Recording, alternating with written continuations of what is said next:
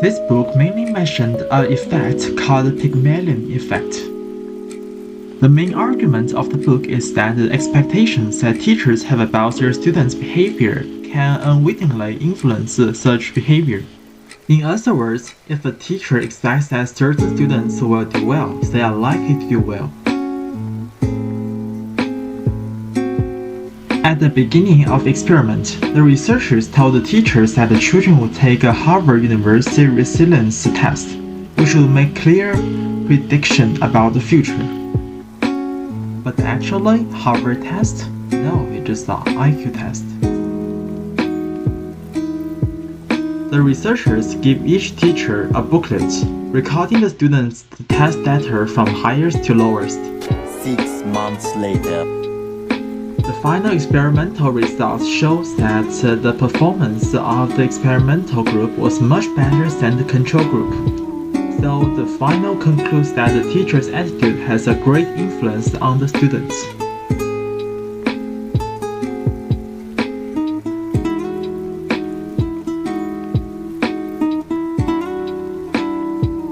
First, from the student's point of view.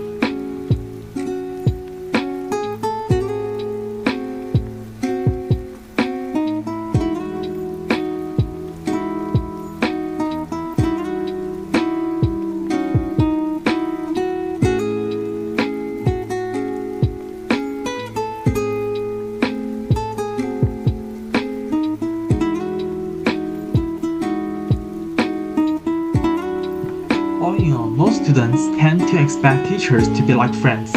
They like the teacher who care about a different level of student understanding of the class, bring smile and have a good expertise in teaching.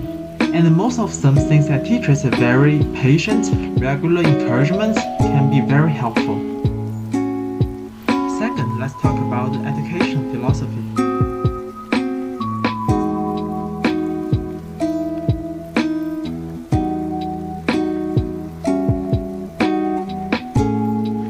Most of students like to have a teacher lecture all the time. In terms of teachers' teaching methods, a small number of people like to watch videos, but most of them like to listen to teachers' lectures all the time. Besides, most people think that competitive learning is more necessary.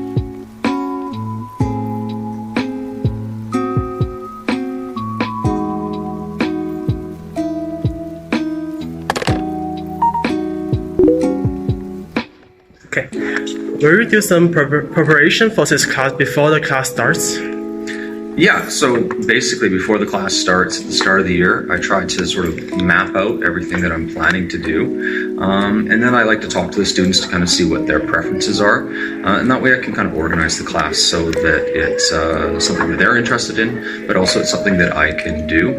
And then in terms of doing it on a daily basis, I sort of give myself a basic idea, get the materials ready, and then sometimes the class just sort of takes the path that it takes. And I'm okay with that as long as we're learning and we're moving forward. That's all right by me. What would you do if at the end of the class you feel like that students still feel confused about what they learned today? Yeah, so actually that happens a lot. Sometimes you get to the end of a lesson as a teacher and you're like, oof, that didn't go very well. And I think it's important that we take the time to go back and perhaps reintroduce or sort of check in with the class and see how their understanding was. So a typical thing that I'll do is I'll maybe ask a student to repeat back what they understand and let other students fill in. And then I'll try to fill in the gaps. And if it's very obvious that there isn't a good understanding, then I'll take the time and I'll perhaps reteach it or reintroduce it in a different way. Because sometimes, we're not perfect and it doesn't always work the first time. After quiz, test, or assignment, if the student doesn't do very well, how did you help them? So honestly, I'm not a huge test person or quiz person. It's just not something that happens in life a lot outside of school. But that being said, we do quizzes and tests sometimes. And so what I like to do, my strategy is I like to correct tests as much as possible in class with the class so that we can kind of identify if there are problem areas. And then as we're doing it as a class, the students might be able to pick up on what they didn't understand or they didn't get correct on the test. And then of course, if it's an individual thing, I'll talk to the students on an individual basis. And if I feel like this student has earned the right to maybe do a retest or redo part of a test, I'll do that. But if I feel like the student hasn't studied and that's something that they have to own and the test is a result of that, then I tend not to offer that. So really it's not just looking at the test, it's looking at everything that's led up to the test and what the student has shown in terms of their comprehension up to that point. Do you do other than teaching to help students? I'm sorry, can you repeat the question one more time? Do you do other things than teaching to help students, like talking about their school life, interests, or family? Yeah, I think actually that's a great question. That's really, really important.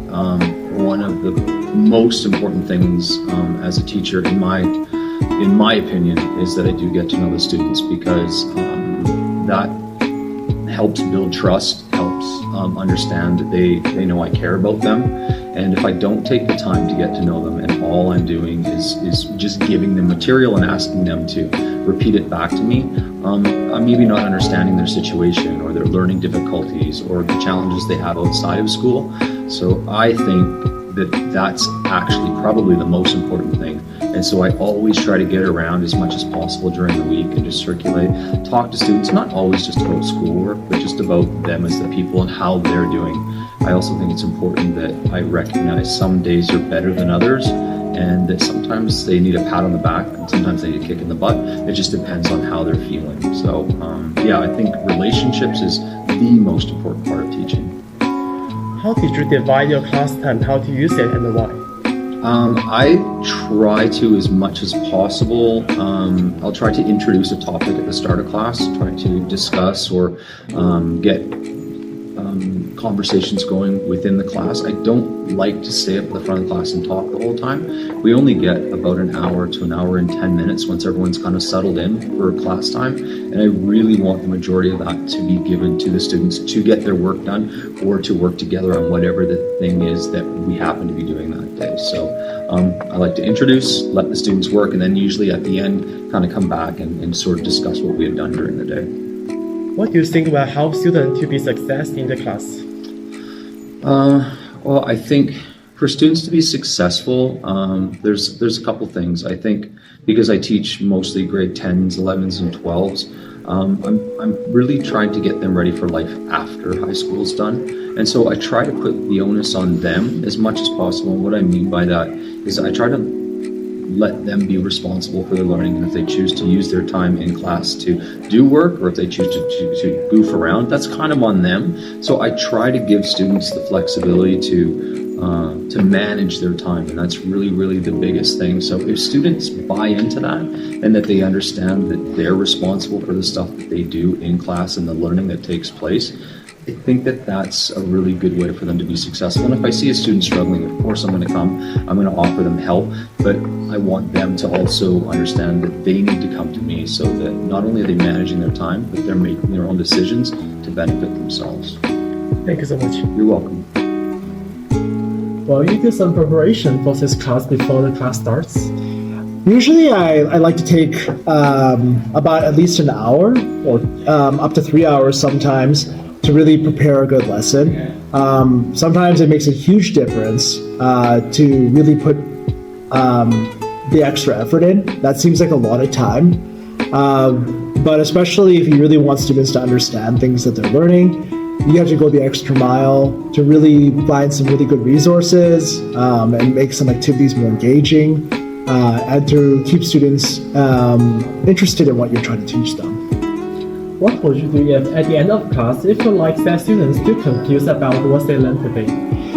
Typically, when that happens, it's really important to actually, as a teacher, to take note that students are struggling. So it is good to take a reading of how students are feeling, and when that does come up, when students generally just seem confused, it really seems like a good opportunity to review the lesson and to really hammer some of the key ideas or the key takeaways that they really should be taking away from the lesson.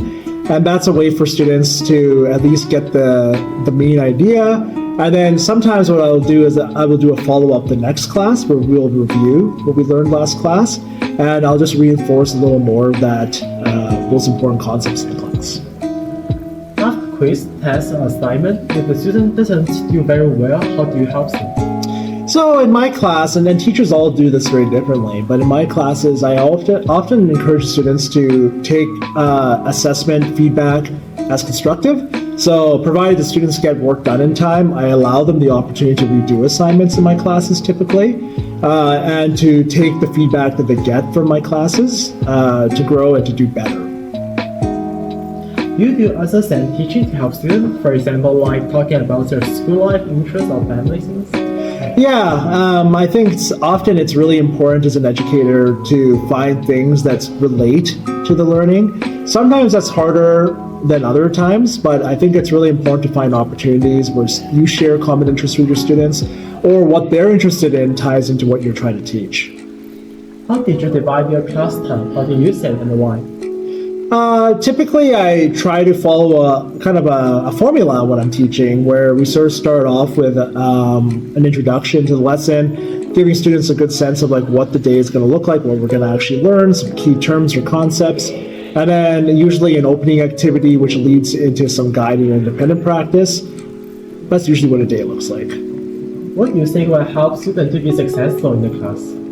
I think what really helps students feel successful is feeling invested in what they're learning. I think at some point you need to let the reins go and let students learn about things that they're passionate and interested in. I think that's especially important for older students in high school, because as we sort of grow and we start to move from high school into secondary and beyond, being a lifelong learner with certain skills becomes much more important. So helping students to be more independent learners becomes a priority. Will you do some preparation for this class before the class starts? Every class requires a lot of preparation. If it's a brand new class, each class, 70-minute class, requires about 140 minutes of preparation prior to teaching the class. If it's a class that I have taught, it usually takes me at least half an hour to prepare for the upcoming class. What would you do if at the end of class you feel like that students still confused about what they learned today? So the second class, I usually do review of the previous class. We usually start with 1 or 2 review questions from the previous class to make sure that the students are getting it. If not, then we will spend more time that day to go over what we learned. After quiz, test, assignment, if the student doesn't do very well, how do you help them? I provide extra help before school, at lunch, or after school, so the students are welcome to come in at any time, or they can make arrangements with me during my prep time to get extra help. Do you do assessment teaching to help students? For example, like talking about their school life, interests, or family? Yes, I think building a bond with a student is very important. Once you have the trust, once they feel safe and comfortable in your classroom, they're more likely to try harder and ask questions when they need it. How did you divide your class time? How do you use it and why?